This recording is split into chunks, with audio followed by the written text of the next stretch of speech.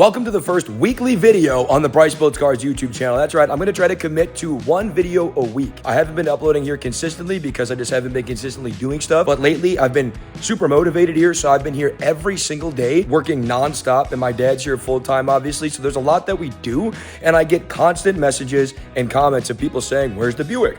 What's going on with the Demon? You haven't uploaded a video about the Slow Quest in a couple weeks. What's that doing? Where are you going next? So I figured I might as well just post what we do here every single week. So the videos won't be as eventful. There won't always be some big project getting completed in every video, but at least we'll have an update as to what we're doing. And you can see the steps along the way in terms of what we're doing to complete the project. So although technically I did upload a video, actually today, if you're seeing this, Monday, so technically a week ago for you guys, but today for me, the video is going up. This will still technically be our first weekly upload on the Bryce Builds Cars channel. Again, one video a week. I'm going to try to commit to that for as long as I possibly can, unless there's I go on vacation or something. And in this video, we are going to talk about the car everyone DMs me the most about, which is the Buick. We're going to get into the Buick here in just a little bit. But first, we got some work to do on the Slow Quest to try to get it ready for its next outing. I'm trying to get it into sick week, maybe, if we can pull that off. But we did some work to that, so I'm going to show you that right now. And then we'll get into the Buick after that. And as you saw in the last video, we got it completely torn apart. It is ready to get to work. I got the pans out to catch all the fluid. I got everything sent out to get a pulley made. When we get we're supposed to get a 3D printed model of what it's going to be. When we have that, I'll put that on the car and show you, but we got to wait, got to be patient for that. But for now, I'm going to show you what I did wrong with the wiring. Maybe you can learn from this. Hopefully you don't learn from this and you're just smarter than I am and you know what to do in the first place, which is follow the instructions. I'm going to start draining the fluid out of this thing, get the radiator taken out of the car, and I'm going to show you what I screwed up.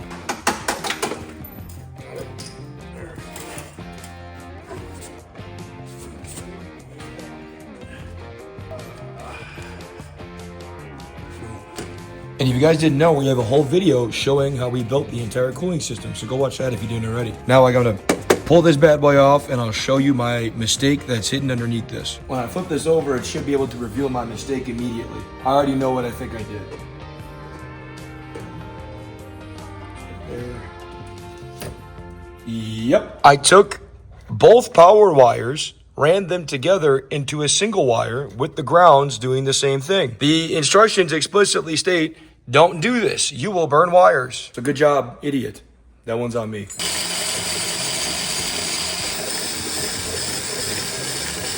Had to step the hole up to fit 4 wires instead of 2 coming through so it's wired correctly. So I took out all my butt connectors and did some proper sleeving and soldering here. And now coming out of the front of this, we have got a handful of 4 wires coming out.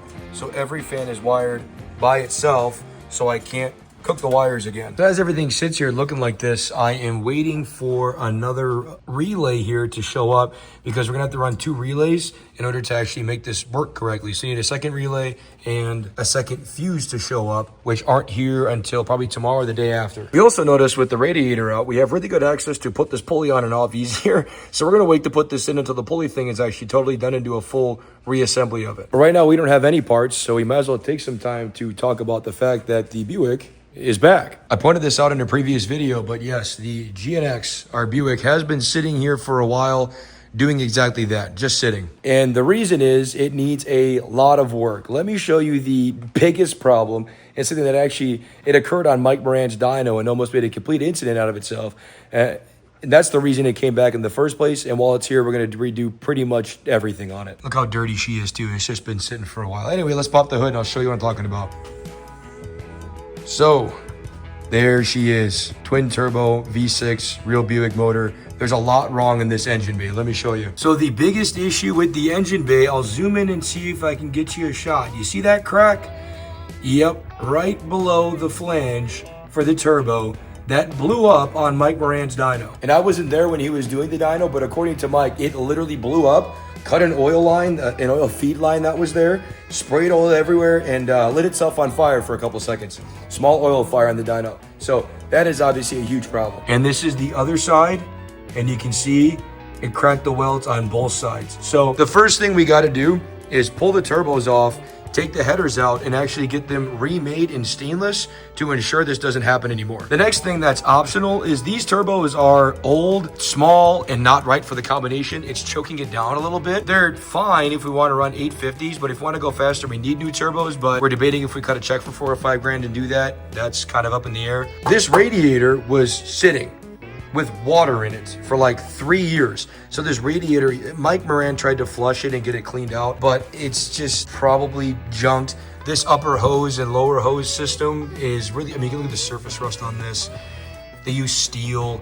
It's not good. It needs to be redone completely. On top of that, this radiator and this fan are nowhere near enough to keep this car cool, especially if we're gonna drag and drive it. So probably gotta rip the entire radiator and fan setup out of it, redo it entirely. You can also see on the charge piping side, they used some rubber couplers, and they were actually using a rubber 90 here, which got taken off because these were literally compressing themselves while on the dyno and limiting the airflow. So we'll have to make something here.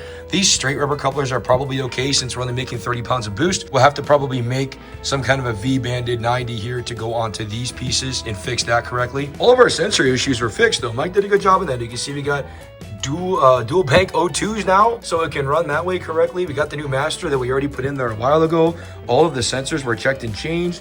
I mean, new map sensors in there, and this is all running. It actually runs as it sits. I don't know if I can make it run right now, but it does run as it sits. Another optional piece we're looking at is this shifter. I just don't like it. Motion Raceworks makes some way better shifters for this setup with the Turbo 400 in it that we might get. Might even change the valve body in the transmission to make it go the other direction so we can have a neutral in high gear after high gear. I need to work on that. You can see there's a loose connector sitting there. They had a toggle for the trans brake. We're getting rid of this. We're gonna put in a typical, you know, trans brake button with the bump switch to tap it in. We're gonna put that in instead. And on top of that, the transmission and torque converter need to get pulled out. We don't know what it is. We have no idea. We have no information. If the Turbo 400 that is built in there can handle what we're trying to do, if the converter is right for what we're trying to do. So that's got to get completely pulled out. Take a look at that. Probably put a gear vendor system on it right away, just because if we're going to drag and drive it, we know it's going to need it. So the gear vendor system is going to have to come off. Or not the gear vendor, rather. Gear vendor system is going to put on. Transmission and converter taken out. Maybe even shifter taken out and replaced, which that alone is going to be a project in itself. The chassis has an old IHRA cert tag on it, but we need to get a new NHRA 850 cert tag on it. This is an old IHRA, even like a 750 cert. The brakes that are on here are an old company called Aerospace Components. They're not great brakes. We don't want to use them. We need to go all the way around and use either Willwoods or TBMs. We've never used TBM, usually because they're way too expensive. But if you want to see TBMs, let me know in the comments. We could do TBMs if you wanted to. But right now we're aiming towards getting a Willwood kit. They have a Willwood kit that is actually made for this to go all the way around. I mean, it's a 4 9-inch rear with discs on it. We can get stuff with that all day. That's a standard, I think that's still the regular Buick front end of the car. So we can do whatever we want there too. But this is a 4 9. It's easy to get, Willwood stuff. We'll do Willwood, complete disc brakes, rotors and calipers, everything all the way around, or TBMs. If you want TBMs, let me know. A lot of you guys are partial to TBMs because I think it's Cletus McFarland's company, but let me know in the comments if you want us to do that. I'm not afraid to spend a couple bucks and get the nicer stuff. On top of that, these tires aren't right. These are actually old ET Streets. They don't even make these tires anymore. So we're gonna switch these over to Mickey Thompson Pro 275s like I have on the Conquest. They'd be perfect for this car. I don't think a 315 would fit. Otherwise, I'd do a 315, but the 275 should be perfect for what we're trying to do here. And I'll have to get a second set of wheels, which I think these are custom wheels, so I don't know how I'm gonna figure that out, but I do need to get a second set of wheels to run on the street for drag and drives. And at the back of the car, we're missing 3 crucial components. The first one for a drag and drive, as you can see, there's no parachute, which if you want to go 850s at 150, we need the parachute. And 2, no trailer hitch. So I bought a Motion Raceworks kit already. I already have it. There'll be a parachute mount coming out of here and a trailer hitch underneath it. We just got to put it all together and drill holes in the bumper and everything, which this bumper is a fiberglass aftermarket bumper, so I'm not afraid of drilling holes in this. We also need a master cutoff because, as you can see, the battery is actually mounted in the back. There is a cutoff there inside the car, but per the NHRA rules, you need to have a cutoff outside the car in case of an incident. You can kill the electricity at, a moment's notice. And then after all of that is done, we need to take it back out to Michigan and have Mike Moran finish the dyno session. I think it made, don't quote me on this, it was on 12 pounds of boost with only like 20 degrees of timing. It already made 780 horsepower. Then it blew itself up. So it already made 780 or 770, something like that. Then it shot the oil line off and blew the header up. So the headers are gonna be the biggest task to get done. Probably going to ship that out to somebody else to get that done. We'll just buy a radiator, buy a a fan shroud kit like we did for the Conquest, fab it up ourselves and get that put in there. The brake stuff is all bolt on. Transmission stuff is all bolt on. Besides the drive shaft, I'll get a drive shaft, maybe put a gear fender in it. Trailer hitch stuff is technically bolt on, cut and weld a few things. The tires, it's just changing tires. None of it's that big of a deal, but there's a lot to do. I mean, a lot to do. But since I am nearing completion with the Slow Quest, the car is almost in its final form. We just need this thing to charge and the fans to stay running without melting wires. I'm going to call the Slow Quest a done project and move on to the next thing, which this is in the list of next things we're going to work on. Since we're also going to have wait time on this, I want to start on this right away. But we also have a name for the car. So the Conquest is the Slow Quest. The Demon, as it sits, doesn't have a name. The Avenger is the matchmaker, and this was always the Buick. We have a name for the Buick. Before I tell you the name of the car, I kind of need to tell you the story behind how we got this car. If you've been subscribed to the channel since the very beginning, you know the story behind it, but I'll retell it very briefly for you. Long story short, when I first started dating my wife, she introduced me to her uncle, who was also a car guy. Her and her uncle were incredibly close. And the first thing he did was show me all of his cars. And this, the Buick, was one of them. He walked me into his garage where this thing had sat parked for about 3 years, give or take. And he said it had some problems, needed some work, and he just didn't have the time to work on it, but he'd love to get the thing done. When we got back into her car to leave, the first thing I said to her was, if he's selling that car, I'm the one buying it. We're getting that car. It is like my dream G-body that I've always wanted since I was a kid. And that would have been sometime early in the summer. I don't know exactly when, but my birthday was later that year. We go to my parents' house to have dinner with my parents, and she opens the garage door, and here is sitting this car with the big red bow on top. So yes, my wife actually bought me a 1 of 547 GNX. One of one, really, with the way it's set up for my birthday, before we even married. And her uncle's name was Paul.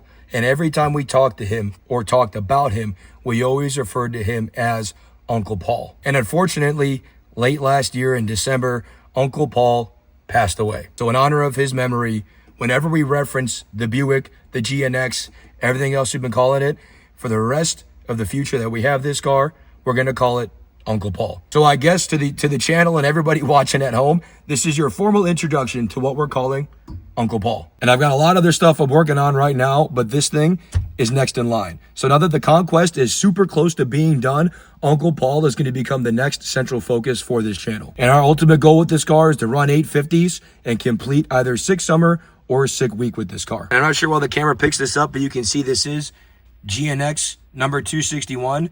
I don't think we can ever sell this car because my wife, well, she got 261 tattooed on her arm after her uncle passed away. So I think this car is here to stay forever. So I'm going to make the thing run perfect. She's going to be mint when she's done, I promise. The parts for the Slow Quest finally showed up. This is it, 70 amp fan relay from Painless Wiring. I love Painless. Look at this fly off me. So got to figure out I'm going to put the relay and the fuse holder inside the car, and then I'm going to start wiring this up. My favorite part about building race cars, wiring stuff. It's a joke, by the way. I hate doing this stuff.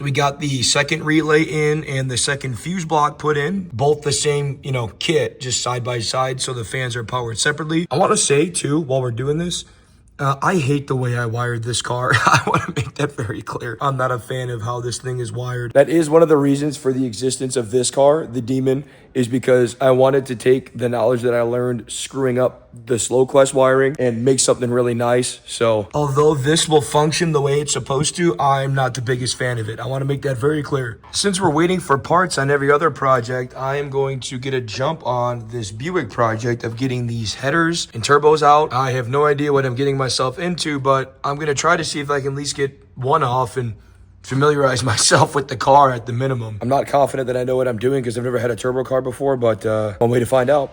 Let's dig into it.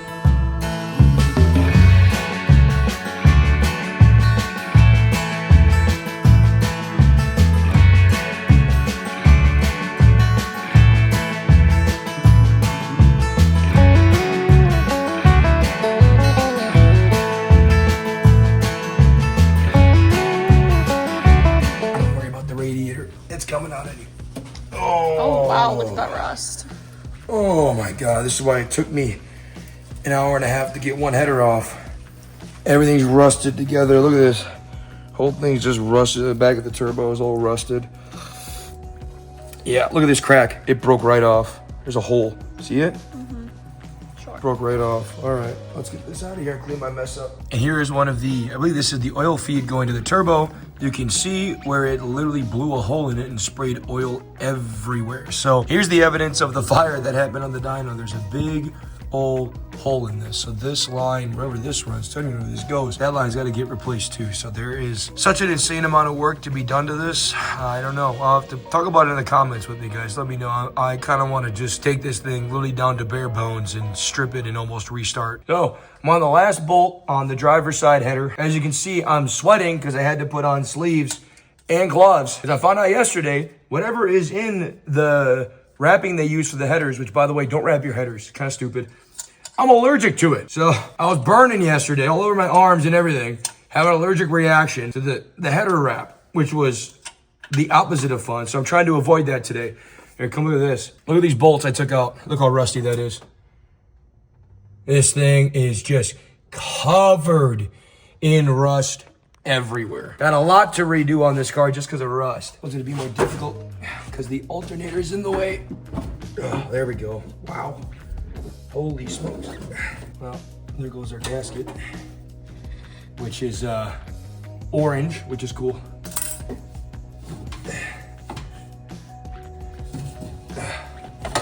Oh my God. Wow. That was a process. There you go. 2 headers and turbos off the car with 1 bolt.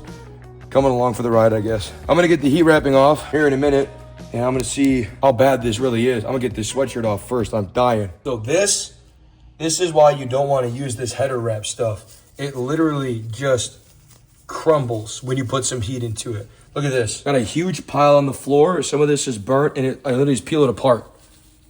This is not good. On top of that, if you look at the actual header, which we'll look at this more here in a second, this is steel. So if you wrap it, where does the moisture go when it creates moisture? It gets hot, then it gets cold, condensation, or if it's sitting in a Florida garage, where does the moisture go? It gets stuck in, and you end up with this. You end up with cracked freaking welds on it. This was stainless, it would have been okay, but they didn't use stainless. Now that the headers are out, I can get a better look at what they actually did, how they're designed, to see if we dislike them. And honestly, although the welds may not be the highest quality welds I've ever seen, in terms of how they're designed and the way they were made, honestly, it's not that bad. I mean, I was expecting these to be completely junk underneath, considering how this weld just, like, I mean, you can see how that totally just let go. That is not gonna hold any boost. That's gonna leak all of it. I thought these would be junk, but honestly, maybe we just get an updated set of turbos and kind of mimic these, maybe make them a little bit better, easier to get to the spark plugs and the actual bolts that go into the header. But otherwise, overall, these really aren't that bad. This is like actually kind of usable. So I'm not going to use these. Obviously, we're going to start from scratch with stainless, but not as bad as I thought it was going to be. This is really just the glaring issue. So although it may not be the most financially responsible move, I think these headers, turbos, blow-offs, I think these are all going to be gone. I think I'm going to start from scratch, get something really nice, stainless, and make this work correctly. But let's go to the next thing. So hopefully I can get good angles to show you guys this, but this charge side system on this car is genuinely horrendous. So you can see this is the tube right here that comes out of the outlet side of the intercooler. And well, again, you know, like the theme on this car, some of the welds and some of the fab stuff is shoddy. It's not great, should be replaced anyways, but I'm not sure how well you can see. There's a tube way down here that goes all the way across the vehicle. And you're probably wondering what the hell that's for. Well, I was wondering too, so I looked more into this. And we're underneath the car right now. Sorry, I know it's really hard to see everything here, but I'll try to explain it as best I can. So this tube here comes out of the turbo on the driver's side and goes all the way across underneath the vehicle to here, where it then Ys in to the charge side from the passenger side turbo. It's really hard to see, but you can kind of see it there. There's the junction where they Y together and actually join. And then this comes out of the outlet side of the other side of the intercooler over here, and then comes out up and underneath the vehicle. Sorry, I know this is really hard to see. I'm trying to do my best here. And the reason they did it this way is because the intercooler that they bought and is currently in this car is a single inlet. A lot of you know when you have a twin turbo car, you can have a dual inlet. So there can be an in from one turbo, in from the other, and then it goes out in one direction. They bought a single inlet intercooler to a single outlet. So you end up with this really goofy charge side going into the throttle body and this awful tube that runs all the way across the front to Y on the other side of the vehicle at the intercooler. And is it functional like that? Yeah, it works. I mean, the car has made a lot of power on the dyno before, so it does function, but I don't like it. I don't like it one bit. Actually, I'll show you the intake side of the turbo. Hang on, look at this. So this is where the intake for the turbo is, and it comes down and to a filter that kind of sits straight down here in front of the front tire. I actually like that. I think I'm gonna keep those. I think I'm gonna keep this. I like the way the intakes work on this. They did a pretty good job with that, actually. But obviously, I'm gonna go to a dual inlet, single outlet intercooler, something probably with more size that'll work better anyway for the application. Because, I mean, the radiator's gotta come out and the fans have to come out because we're gonna redo all that anyway. So you might as well just do the whole cooling side of the system entirely, top to bottom, front to back. Change the fans, radiator, intercooler, charge piping system while we're doing the headers. I mean, I know I'm gonna totally blow my budget on this thing, going all out on it, but for doing it, let's do it right. Let's make this thing correct. That's what I'm gonna do next. I won't be able to time lapse it because I have no idea how long it's gonna take me to pull this charge side out on this system because it's huge and disturbing to look at. So it's gonna be a lot of work to get all this tubing off, but I'm just gonna get to work and see how far I can make it. So I ripped the entire charge side out of the car, and this is what it looks like. So you can see it goes from the turbo here down into the inlet. Then it goes from this turbo down here underneath the car all the way across into the inlet. They Y into the inlet, and you can see they stepped the pipes up and everything. And then the outlet side, it's got tons of pie cuts, which is fine, but you can see it didn't clear the radiator, so they took a hammer and I mean, this is shoddy work, dude. At its best, this is shoddy. And they pounded this down to get this to clear the radiator. On both sides, mind you, this is pounded here too. They pounded this flat, and then when it comes up, you can see it actually steps up to a larger size. And some of these welds are, I mean, oh my God, I've never seen welds like that before. Unless it's me welding it, but I've never seen a professional do welds like that before. So this is bad. This is all gonna pretty much just be in the garbage can. And we're gonna start from scratch entirely on how we do the charge side on this. But since this is all torn apart pretty good here, I started taking some measurements on the radiator and the fan setup, just out of curiosity to see what the sizes were, to see what to look for. Well, this is 2.5 inches deep, 31 inches wide, and 19 inches tall. You'll never guess what has the same dimensions. The setup that's currently ripped out of the Slow Quest is the exact same size. And we know this setup works. So we're debating if we step it up in power to get something better, or if we just completely replicate this and throw this in here. We could literally just remake this setup that we know works and runs really cold, throw it in, and it would probably work great. So now that this is all kind of torn apart, I'm trying to analyze this wiring, which, you know, I said earlier in this video, the wiring in the Conquest made me a little bit not feel great about myself. I feel pretty good about myself looking at this. What the hell? Okay, it is what it is. So I'm trying to look at the wiring, and I'm starting to realize that I got to do something I didn't want to do to this car, and I got to make it look like the Conquest, and I got to rip the face off of it.